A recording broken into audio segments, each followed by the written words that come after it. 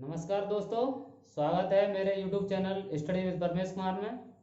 और आज भूगोल की क्लास है। भूगोल की क्लास के अंतर्गत हम आज अध्ययन करेंगे भारतीय मृदा का। भारतीय मृदा का संगठन क्या होता है, भारतीय मृदा का वर्गीकरण, भारतीय मृदा की क्या समस्या हैं, उन सब का अध्ययन करेंगे हम इस वीडियो में। भारतीय मृदा,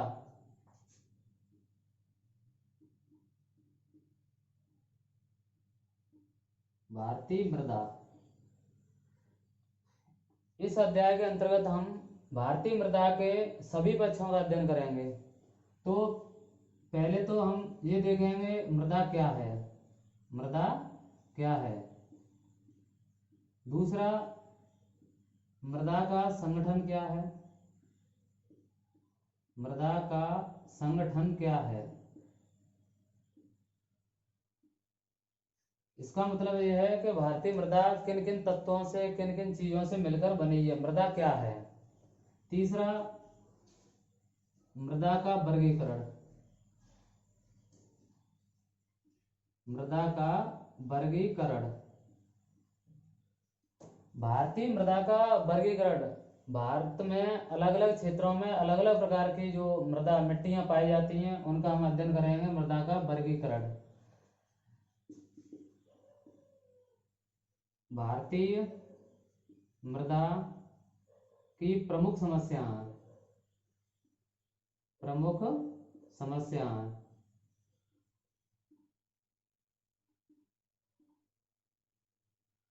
और भारतीय मृदा पर जो प्रभाव है, किस किस चीज का प्रभाव पड़ता है, तो भारतीय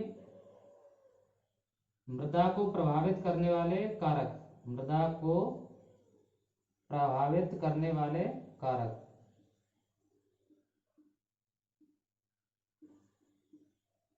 वाले कारक।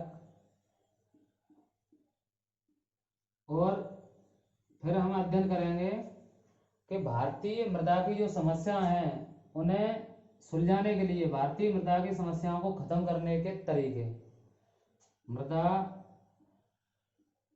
की समस्याएं खत्म करने के तरीके,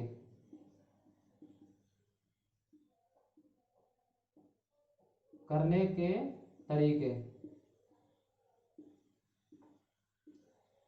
भारतीय मृदा की जो समस्या हैं उन्हें हम किस तरह से खत्म करेंगे, और भारतीय मृदा में जो अम्लता और क्षारीयता पाई जाती है, अम्लता क्षारीयता क्या होती है और उसे खत्म करने के लिए हमें किन किन चीज़ों का प्रयोग करना चाहिए, इन सब चीज़ों का हम अध्ययन करेंगे। तो कुछ शीर्षकों का अध्ययन हम आज करेंगे और कुछ शीर्षकों का अध्ययन हम अगली कक्षा में करेंगे। तो देखते हैं मृदा क्या है, किस चीज को मृदा कहते हैं।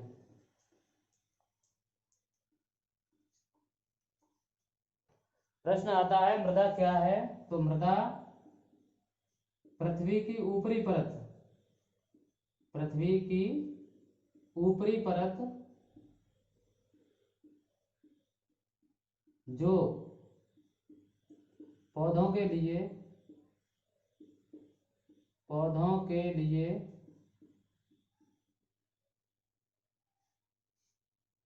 प्राकृतिक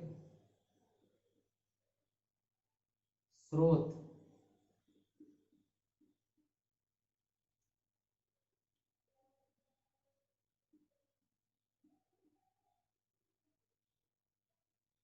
कार्बनिक तत्व,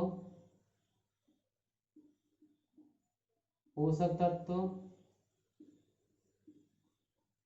व जल उपलब्ध कराती है,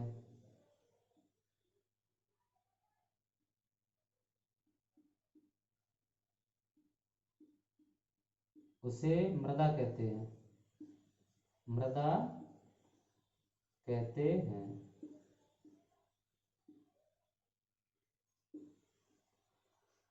पृथ्वी की ऊपरी परत जो पौधों के लिए प्राकृतिक स्रोत, कार्बनिक तत्व, पोषक तत्व और जल उपलब्ध कराती है, उसे हम मृदा कहते हैं। मृदा पृथ्वी की जो ऊपरी परत है उसका जो संगठन है, जो पौधों के लिए भोजन, जल, इन चीज़ों की व्यवस्था करता है, और उसमें भारतीय मृदा में जब वनस्पतियाँ फलती फूलती हैं तो उसी स्तर को हम कहते हैं मृदा। अब मृदा का संगठन क्या है, मृदा को बनाने के लिए किन किन चीजों की आवश्यकता है उसे हम जानेंगे, मृदा के संगठन।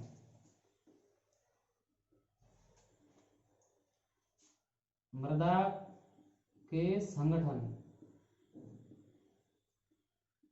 देखिए, तो मृदा में सबसे पहले तो एक पदार्थ पाया, जैविक पदार्थ पाया जाता है ह्यूमस।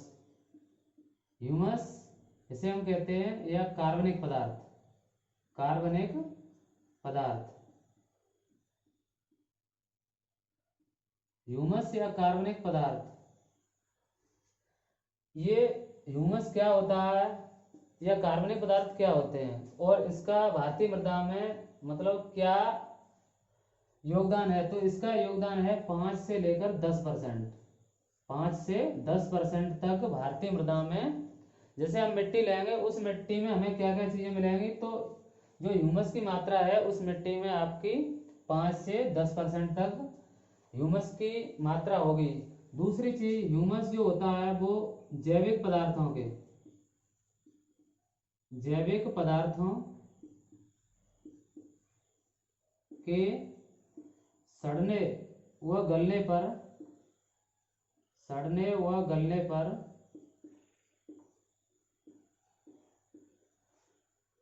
जो उत्पाद तैयार होता है उसे ह्यूमस कहते हैं, उसे ह्यूमस कहते हैं।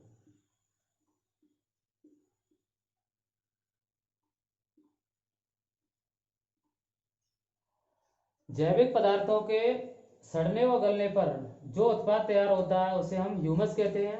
ह्यूमस किसी भी मृदा के लिए बहुत ही लाभदायक होता है, और ह्यूमस जिस मृदा में पाया जाता है उस मृदा में जो कृषि उत्पाद है, कृषि का उत्पादन है वो ऑटोमेटिकली बढ़ जाता है। तो जैविक पदार्थों के सड़ने और गलने पर जो उत्पाद तैयार होता है उसे हम ह्यूमस कहते हैं। ह्यूमस क्या होता है और इसकी कैसी व्यवस्था होती है, तो ये भूरा या काला, काला चिपचिपा पदार्थ होता है, भूरा या काला चिपचिपा पदार्थ होता है।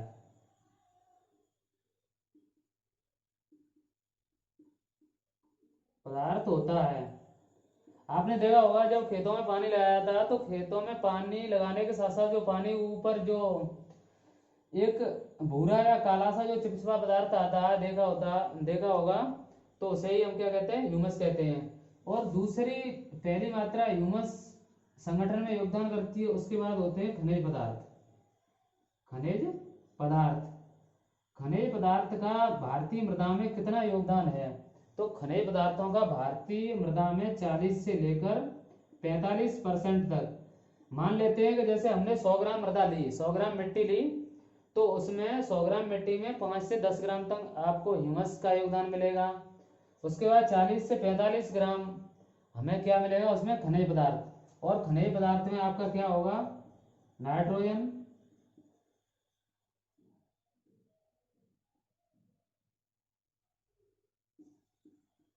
लौह, एल्यूमिनियम, फास्फोरस, पोटास, ये सब चीजें भारतीय मृदा में मिलती हैं। वैसे हमारे यहाँ की जो मृदा है उसमें फास्फोरस की कमी पाई जाती है, मुख्य रूप से नाइट्रोजन की कमी पाई जाती है, और तांबा जो है उसकी कमी भारतीय मृदा में, और जिंक जो है उसकी कमी भारतीय मृदा में पाई जाती है। तो खनिज पदार्थ जो है मृदा में उनका संगठन है वो 40 से 45% होता है। और जो अगली चीज होती है वो होती है मृदा जल। मृदा जल, जो मृदा हम लेंगे उसमें जल भी पाया जाता है, और वो जल कितनी मात्रा में होता है, लगभग 25%। 25% मृदा में जल भी पाया जाता है। और मृदा वायु, मृदा के अंदर कुछ वायु भी पाई जाती है, और उसकी मात्रा मृदा में कितनी होती है, 25%। और बाकी जैव, जैव क्या जीव होते हैं, मृदा जीव बोलते हैं जिनको हम मृदा जीव बोलते हैं। मृदा जीव भी पाए जाते हैं। मृदा जीव क्या करते हैं, उनका जैसे केंचुआ है और छोटे मोटे जीव हैं जो मृदा को उपजाऊ बनाने का काम करते हैं, तो मृदा में मृदा जीव भी पाए जाते हैं। पांचवी चीज तो ये रहा मृदा का संगठन। ह्यूमस पाया जाता है मृदा में। खनिज पदार्थ 40 से 45% होते हैं। मृदा जल 25% होता है। मृदा वायु 25% होता है। कुछ 5% के करीब आपके मृदा जीव पाए जाते हैं। और इस प्रकार 100 ग्राम जैसे हम मृदा ली तो इस प्रकार 100 ग्राम मृदा का संगठन होगा। और इसके बाद हम देखते हैं मृदा का वर्गीकरण। मृदा का वर्गीकरण हम करेंगे अलग अलग क्षेत्रों के आधार पर। अलग अलग क्षेत्रों के आधार पर हम मृदा का वर्गीकरण करेंगे। जैसे ये भारतीय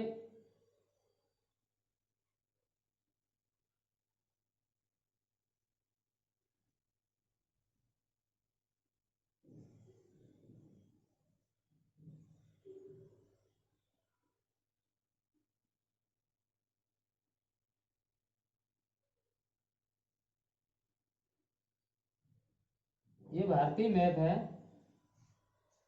ये मैंने बनाया है, भारतीय मैप है। तो कहाँ पर कैसी मृदा पाई जाती है, ये क्षेत्र आपका अलग होता है, ये क्षेत्र आपका अलग होता है, इधर चले जाते हैं। और ये क्षेत्र आपका अलग होता है, ये वाला क्षेत्र अलग होता है, अलग तरह की मिट्टियाँ पाई जाती हैं। इस क्षेत्र में अलग तरह की मिट्टी पाई जाती है। यहाँ आपकी अलग तरह की मिट्टी पाई जाती है। और ये क्षेत्र होता है आपका यहाँ, और इस क्षेत्र में आपकी अलग तरह की मिट्टी पाई जाती है। और अलग अलग मिट्टियाँ पाई जाती हैं। पूरे भारतवर्ष में अलग अलग मिट्टियाँ पाई जाती हैं। यहाँ अलग तरह की मिट्टी पाई जाती है। तो हम देखेंगे कि मृदा का वर्गीकरण हमने जो किया है पूरे भारतवर्ष में अलग अलग क्षेत्रों में अलग अलग प्रकार की जो मृदा पाई जाती है उन्हें क्या कहते हैं। और उन मृदा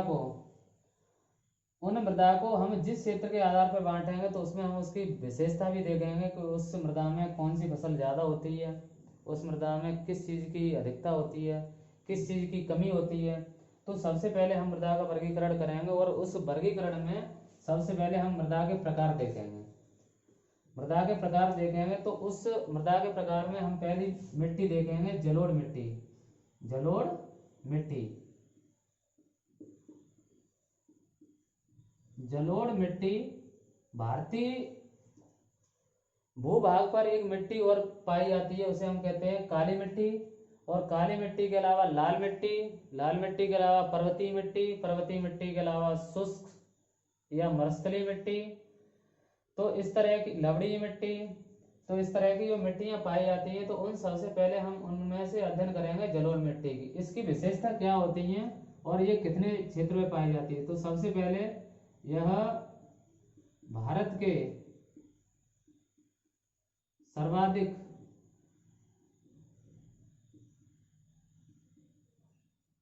भूभाग पर पाई जाती है।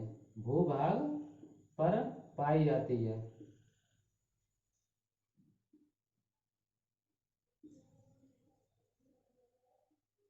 कहने का मतलब है इस मिट्टी का जो विस्तार है वो भारत में सबसे ज्यादा है। यह भारत के 15 लाख वर्ग किलोमीटर क्षेत्र में पाई जाती है।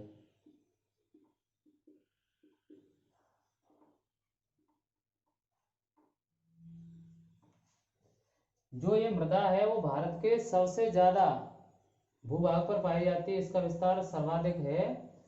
और इसकी एक विशेषता ये है कि भारत में सर्वाधिक अगर पूछा जाता है भारत में सर्वाधिक कौन सी मिट्टी पाई जाती है तो भारत में सर्वाधिक जलोढ़ मिट्टी पाई जाती है। जलोढ़ मिट्टी कहाँ पाई जाती है तो यह मिट्टी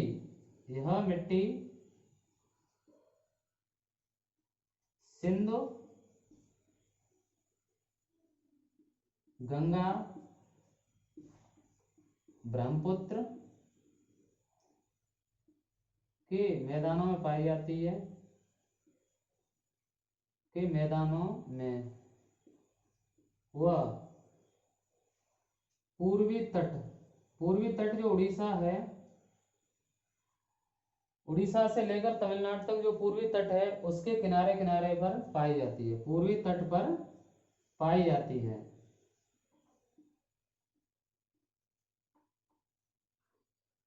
भारतीय जलोढ़ मिट्टी का अगर आप क्षेत्रफल देखोगे तो ये सिंधु गंगा ब्रह्मपुत्र के मैदानों में पाई जाती है। और हमारा जो पूर्वी घाट पर्वत है उसके और बंगाल के खाड़ी के बीच में एक पर्वत है जिसे हम किसके नाम से जानते हैं, जिसे हम जानते हैं पूर्वी तट के नाम से।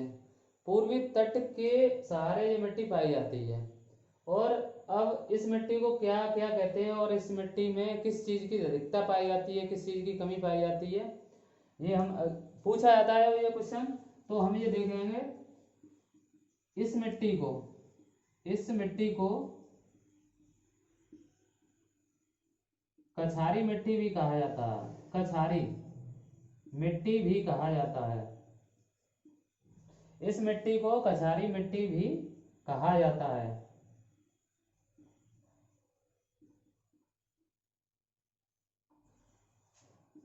इस मिट्टी को कांप मिट्टी भी कहा जाता है। कांप, इस मिट्टी को कांप मिट्टी भी कहा जाता है।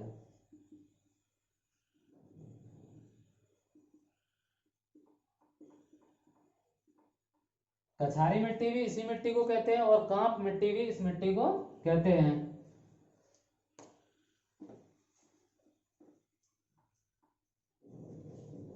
तो हिमालय के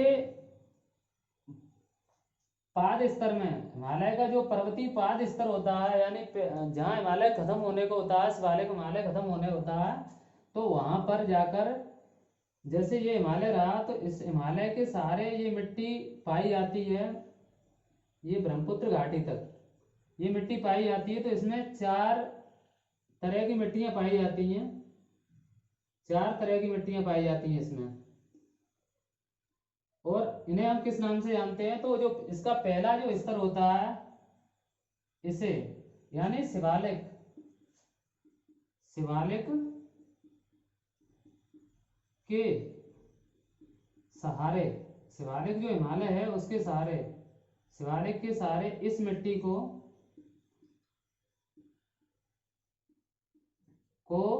भावर के नाम से जाना जाता है। भावर के नाम से जाना जाता है।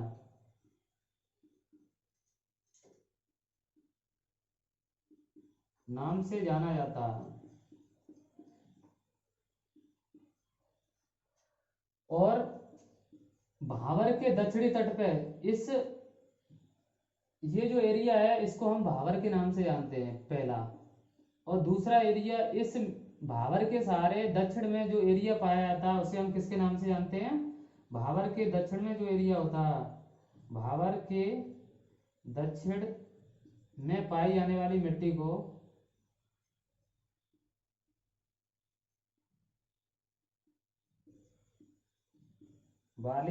को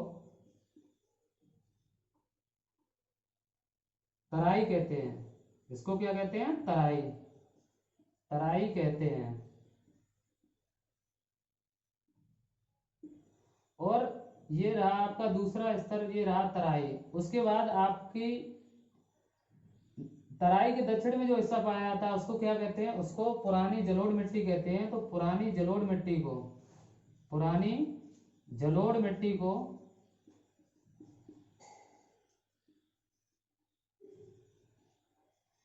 बांगर कहते हैं, बांगर कहते हैं। पुरानी जो जलोढ़ मिट्टी होती है उसको क्या कहते हैं, बांगर कहते हैं। और इसे हम कहते हैं बांगर। और इसके बाद जो मिट्टी का क्षेत्र पाया जाता है उसको हम खादर कहते हैं। ये नदियों की बाढ़ के द्वारा, ये हर साल इसमें बाढ़ आती है तो उसके ये बाढ़ युक्त क्षेत्र होता है। तो ये मिट्टी बहुत उपजाऊ होती है, तो इसे हम नया जलोढ़ कहते हैं या नवीन जलोढ़ कहते हैं। नवीन जलोढ़ मिट्टी को हम खादर कहते हैं। नवीन जलोढ़ मिट्टी को हम खादर कहते हैं, खादर कहते हैं। जो नवीन जलोढ़ मिट्टी होती है उसे हम खादर कहते हैं।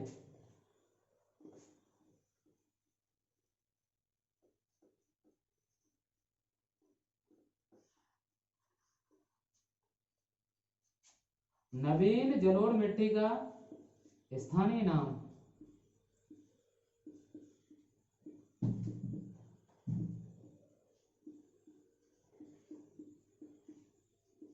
स्थानीय नाम रेह या कल्लर भी है, रेह या कल्लर भी है।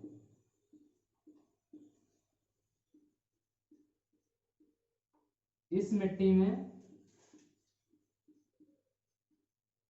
का जो विकास हुआ है भारतीय मैदानों में जो हुआ है, वो नदियां जो अपने साथ अवसाद लाई हैं बहा बहाकर पर्वतों से, उसके द्वारा इस जलोढ़ मिट्टी का विकास हुआ है।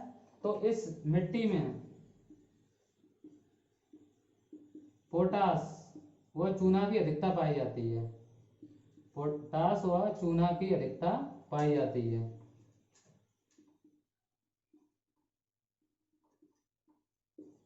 अधिकता पाई जाती है।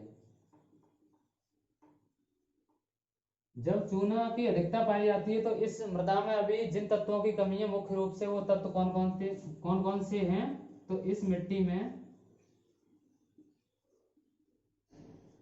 नाइट्रोजन, फास्फोरस व जैविक पदार्थों की कमी पाई जाती है, जैविक पदार्थों की कमी पाई जाती है।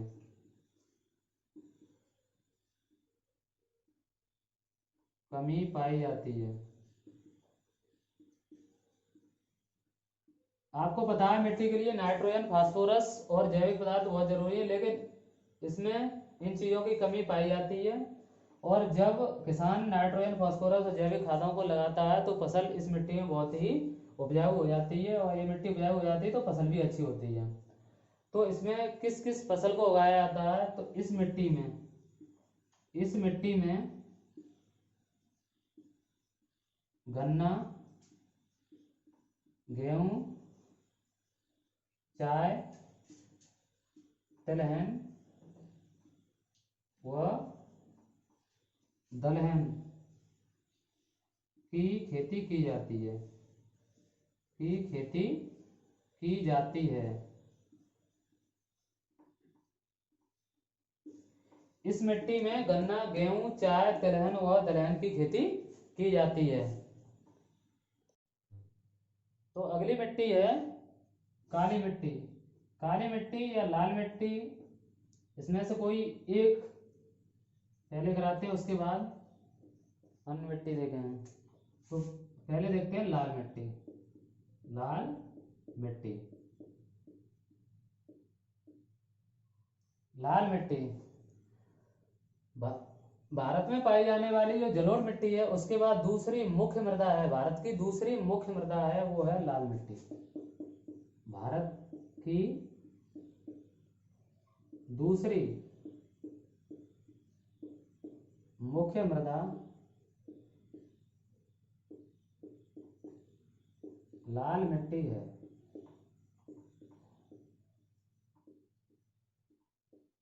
भारत की दूसरी मुख्य मृदा लाल मिट्टी है। और इस मिट्टी में या इस मिट्टी का जो विस्तार है वो कितने एरिया में पाया जाता है, कितने क्षेत्रफल में पाया जाता है? तो इस मिट्टी का क्षेत्रफल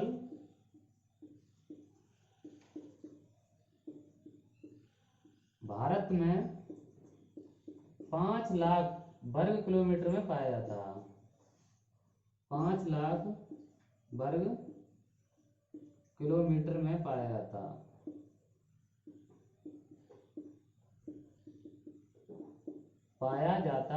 है। लाल मिट्टी किस कारण लाल होती है, किसकी इसमें अधिकता होती है जिस कारण ये लाल होती है? तो लोहा का एक ऑक्साइड होता है, उसे हम फेरिक ऑक्साइड कहते हैं। तो लोहे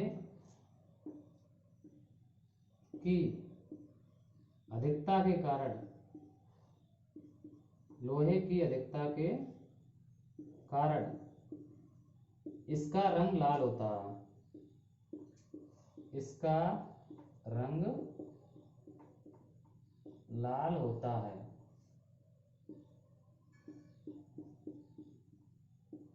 लोहे की अधिकता के कारण इसका रंग लाल होता है। इस मिट्टी की अन्य विशेषता है, अधिकांश प्रायद्वीपीय, अधिकांश प्रायद्वीपीय राज्यों में इसका विस्तार होने के कारण, अधिकतम जो प्रायद्वीपीय राज्य हैं जैसे तमिलनाडु, पश्चिमी तमिलनाडु है, आंध्र प्रदेश है और कर्नाटक, अधिकांश प्रायद्वीपीय राज्यों में इस मिट्टी का विस्तार होने के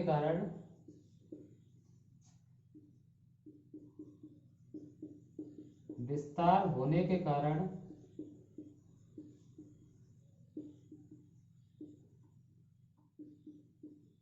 इसे मंडलीय मृदा कहते हैं, इसे मंडलीय मृदा कहते हैं।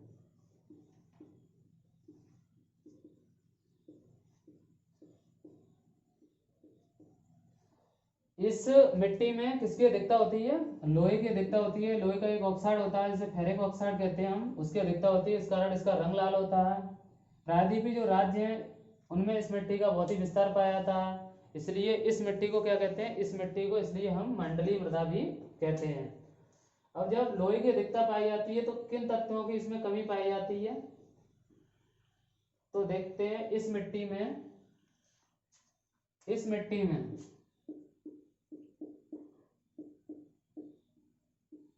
नाइट्रोजन,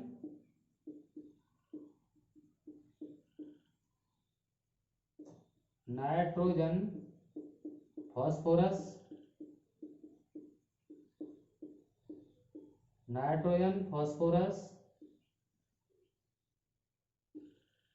जैविक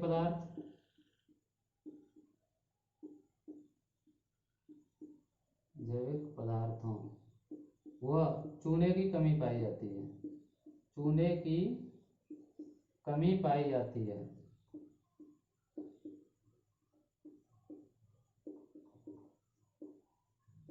नाइट्रोजन की कमी हर मिट्टी में पाई जाती है। मैंने आपको पहले ही बताया है कि नाइट्रोजन और फास्फोरस और जिंक, जस्ता, इन चीज़ों की कमी भारतीय मृदा में हमेशा से पाई जाती है और इन चीज़ों की पूर्ति के लिए हम यूरिया का उपयोग करते हैं, फास्फोरस का अलग से उपयोग करते हैं और जिंक का हम ये अलग से करते हैं। तो ये हुई आपकी लाल मिट्टी। लाल मिट्टी में जो फसलें उगाई जाती हैं वो आपकी मूंगफली, गेहूं और भी हैं, लेकिन मूंगफली विशेष रूप से इस मिट्टी में उगाई जाती है। इसके बाद हम देखेंगे काली मिट्टी। तो भारत की तीसरी प्रमुख मृदा है काली मिट्टी।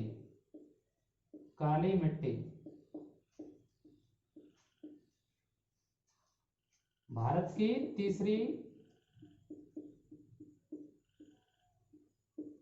तीसरी प्रमुख मृदा है, भारत की तीसरी प्रमुख मृदा है और इस मिट्टी के अलग अलग नाम हैं। तो उत्तर प्रदेश में इस मिट्टी को, उत्तर प्रदेश में जहां भी ये मिट्टी पाई जाती है तो उत्तर प्रदेश में इस मिट्टी को करेल कहा जाता है। उत्तर प्रदेश में इस मिट्टी को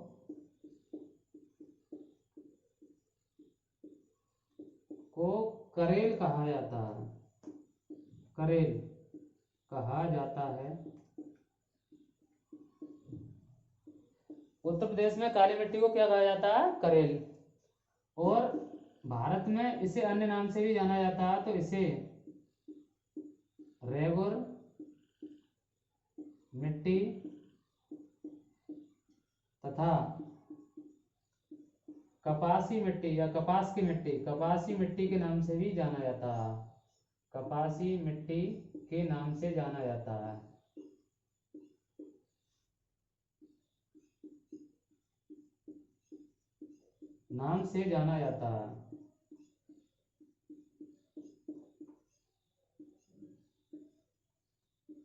अंतर्राष्ट्रीय स्तर पर इस मिट्टी को उष्णकटिबंधीय,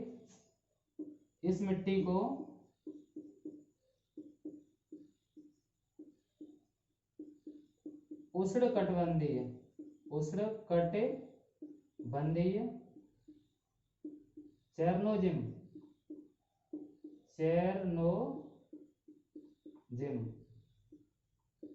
के नाम से भी जाना जाता है।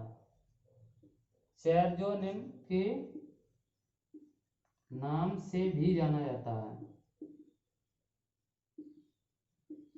जाना जाता है।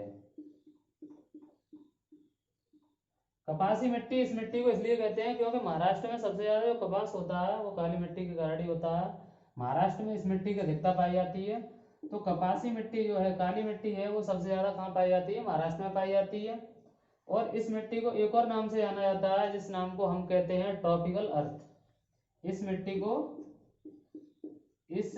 को ट्रॉपिकल अर्थ के नाम से भी जाना जाता है। ट्रॉपिकल अर्थ,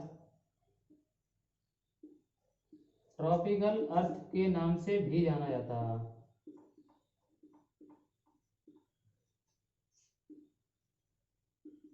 जाना जाता है।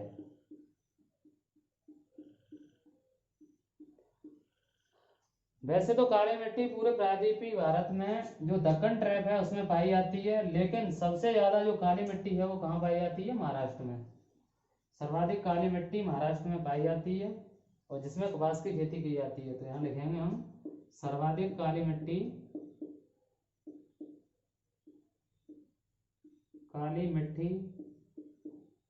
महाराष्ट्र में पाई जाती है। महाराष्ट्र में पाई जाती है।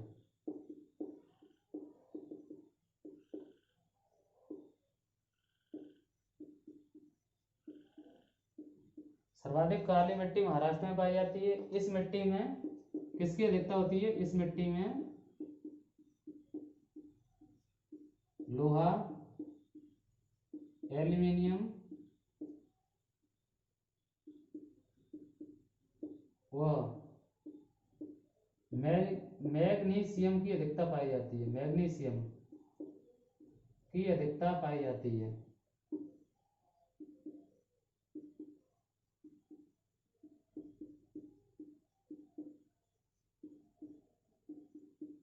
की अधिकता पाई जाती है। और कमी किसकी पाई जाती है? तो इस मिट्टी में नाइट्रोजन, पोटास, फास्फोरस व जैविक पदार्थों की कमी पाई जाती है। जैविक पदार्थों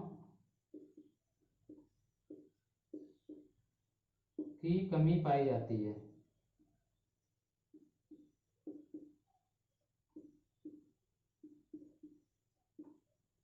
जो काली मिट्टी है उसमें एल्यूमिनियम, लोहा और मैग्नीशियम तो प्रचुर मात्रा में पाए जाते हैं, लेकिन इस मिट्टी में नाइट्रोजन, पोटास, फास्फोरस की कमी पाई जाती है। ये मिट्टी जो है इसकी जल धारण क्षमता, इस मिट्टी की जल धारण क्षमता सर्वाधिक होती है।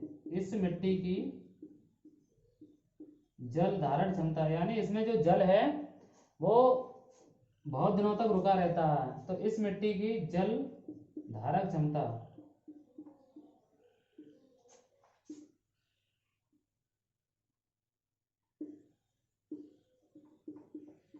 सर्वाधिक होती है। सर्वाधिक होती है। जब ये मिट्टी गीली हो जाती है तो बहुत चिपचिपी हो जाती है, लेकिन जब ये सूखने लगती है, खेतों में जब ये मिट्टी सूखने लगती है तो इसमें दरारें पड़ जाती हैं, और जो स्वतः दरारें इसमें पड़ती हैं, इसी कारण इस मिट्टी को स्वतः जुताई वाली मृदा भी कहते हैं। इस मिट्टी को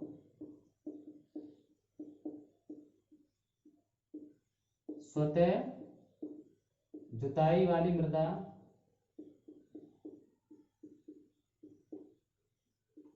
भी कहते हैं।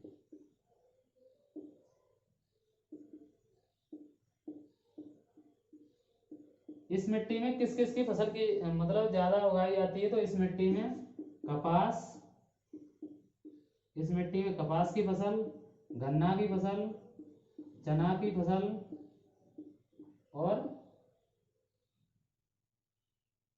कपास, गन्ना, चना, सोयाबीन मुख्य रूप से उगाए जाते हैं। मुख्य रूप से उगाए जाते हैं। ये 4 फसलें इसमें मुख्य रूप से की जाती हैं। तो ये रही आपकी काली मिट्टी।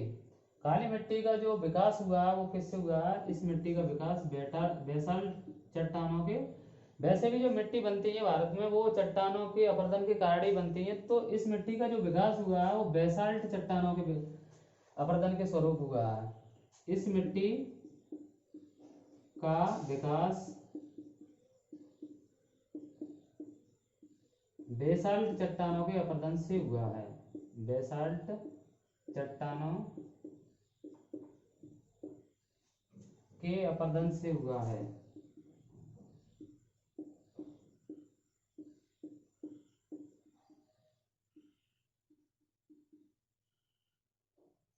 इसके बाद हम देखेंगे अगली मिट्टी, लेटेराइट मिट्टी।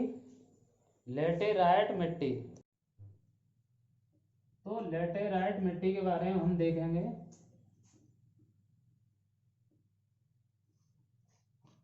लेटेराइट मिट्टी,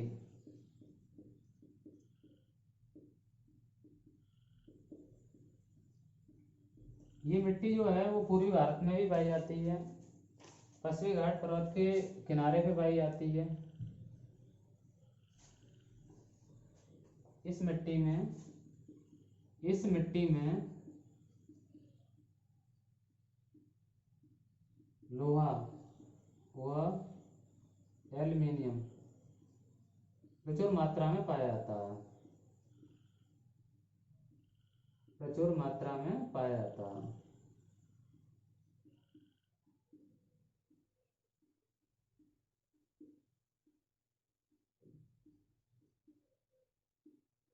और इस मिट्टी का रंग भी लाल होता है। तो साठ में ये मिट्टी लाल होती है, साधारणतः ये मिट्टी लाल होती है।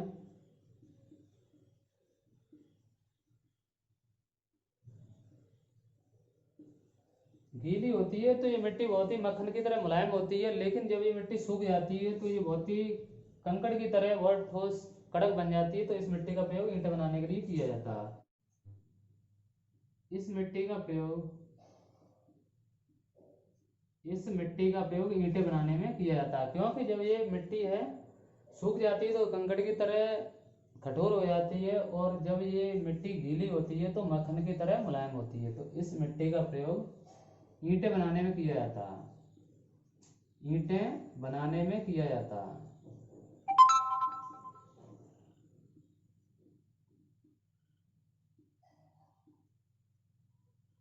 किया जाता है।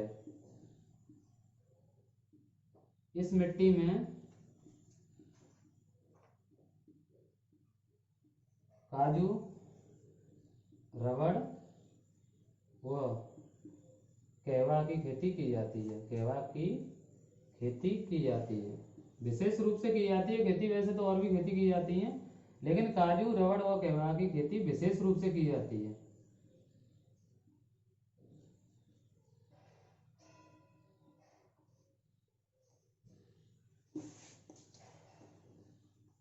अगली मृदा है आपकी पर्वतीय मृदा। पर्वतीय मृदा, इस मृदा का विकास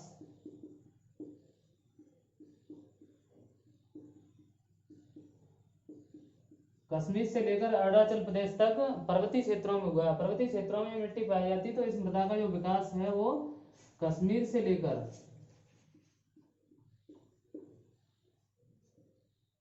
अरुणाचल प्रदेश तक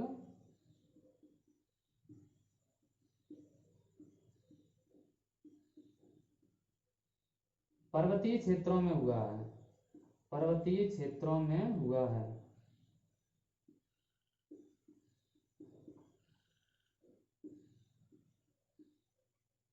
देखिए, इस मिट्टी में प्रचुर मात्रा में जैविक पदार्थ पाए जाते हैं, लेकिन उनका अपघटन नहीं हो पाता है, इसलिए वो मृदा अम्लीय हो जाती है। तो ये मिट्टी है वो कैसी होती है? अम्लीय होती है। ये मृदा अम्लीय होती है, अम्लीय होती है। और इस मृदा में जैविक पदार्थ जो है वो प्रचुर मात्रा में पाए जाते हैं। ये मृदा अम्लीय होती है, जैविक पदार्थ प्रचुर मात्रा में पाए जाते हैं।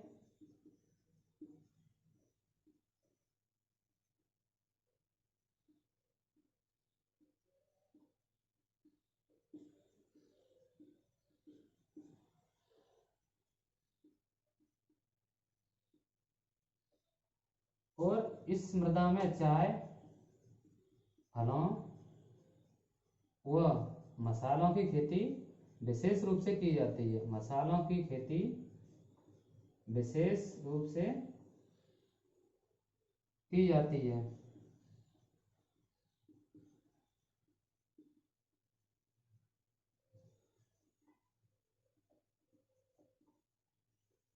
पर्वतीय क्षेत्रों में अगर सेबों की खेती देखें तो कश्मीर साइड हिमाचल प्रदेश में आपको सेबों की खेती देखने मिलेगी, वो पर्वतीय क्षेत्रों में हो गई।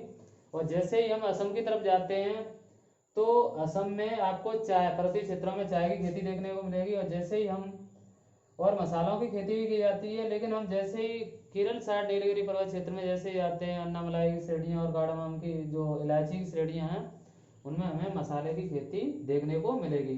तो पर्वतीय मृदा की विशेषताएं और जो भी क्वेश्चन आएंगे वो पर्वतीय मृदा से 2-3 क्वेश्चन इसी में से बनेंगे। अगली मृदा है आपकी मरुस्थलीय या शुष्क मृदा। शुष्क व मरुस्थलीय मृदा।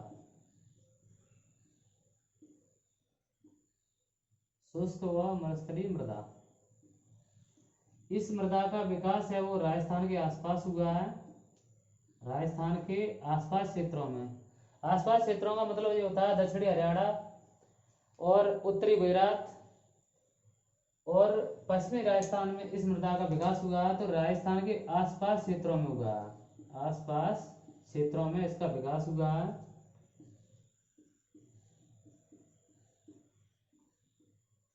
इसका विकास हुआ है।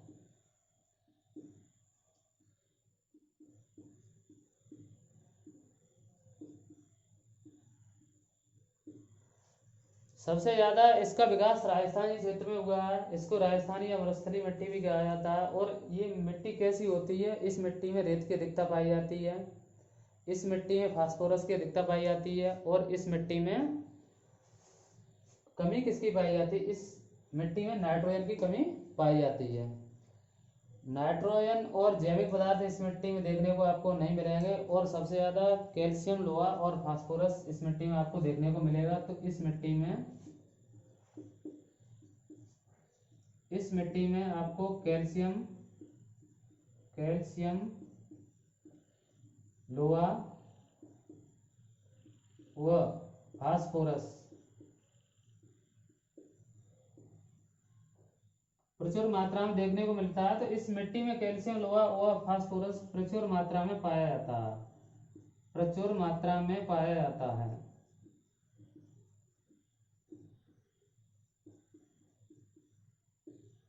और कमी किसकी पाई जाती है इस मिट्टी में, तो नाइट्रोजन व जैविक पदार्थों की कमी पाई जाती है। नाइट्रोजन व जैविक पदार्थों की कमी पाई जाती है।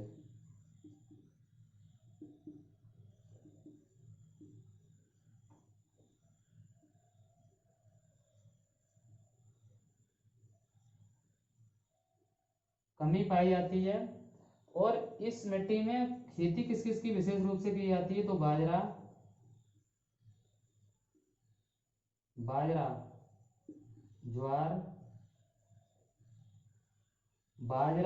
ज्वार और रागी व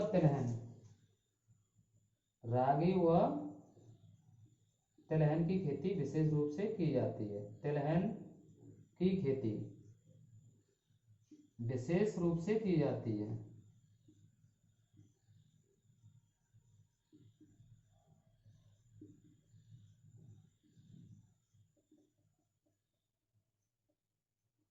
वैसे और भी मृदा है, लवड़ी मृदा है और आपकी पीठ मृदा है।